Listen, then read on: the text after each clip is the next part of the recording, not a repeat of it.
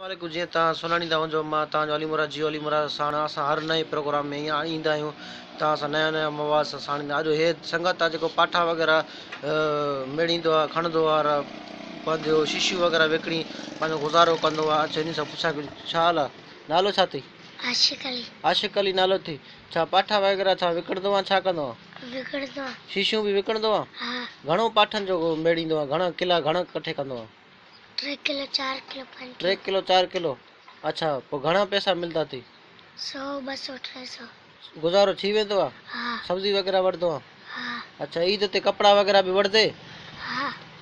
अच्छा ॿियो छा छा हाल आहे ख़ुशि लॻो पियो आहे हा ॿियो शीशियूं बि विकिणी थो पाठनि में गुज़र सफ़र थिए थो स्कूल छा कर न पढ़े पैसा न हुया अबो ग़रीब थी अबो छा कमु कंदो अथई अबो न थी यतीम आहे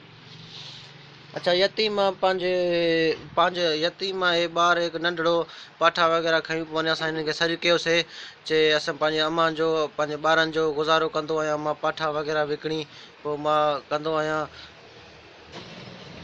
तव्हां ॾिसी सघो था पाठा वग़ैरह हे मेड़ींदो आहे यानी की पाठा वग़ैरह सभु मेड़े थो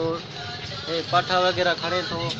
पोइ वञी विकिणी अचे थो शहर में ॾेखार पाठा कढी माशाअल्लाह ॾिसो त तव्हां महिनत वग़ैरह करे थो पाठा वग़ैरह रखे थो रख हा कहिड़ी टाइम वेंदे बाज़ार हिननि खे खणी तेज़ ॻाल्हि झटकोबाद वेंदा कहिड़ी टाइम वेंदे बाज़ार खणी झटकोबाद खणी वेंदे पोइ सब्जी वग़ैरह वठी ॾींदे घर ॾे अच्छा तव्हां ॾिसो त झटकोबाद वेंदो मां सब्जी वग़ैरह वठी ॾींदुमि माशाअल्लाह इन जो तव्हां ज़हन ॾिठो इन ॿार जो ऐं वॾी महिनत मज़दूरी कंदो रहे थो अलाह ताला हिन खे ख़ुशि करे अच्छा पाठा वग़ैरह छा कंदे मेहनत करदो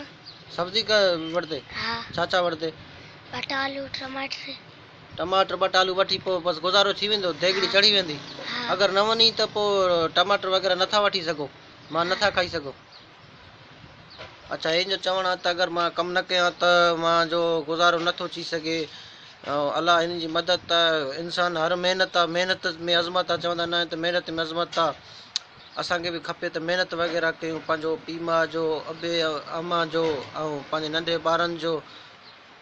असां पेट पाले सघूं महिनत कंदासीं त पेट पाले न त ॿियनि खां घुरदा वधंदासीं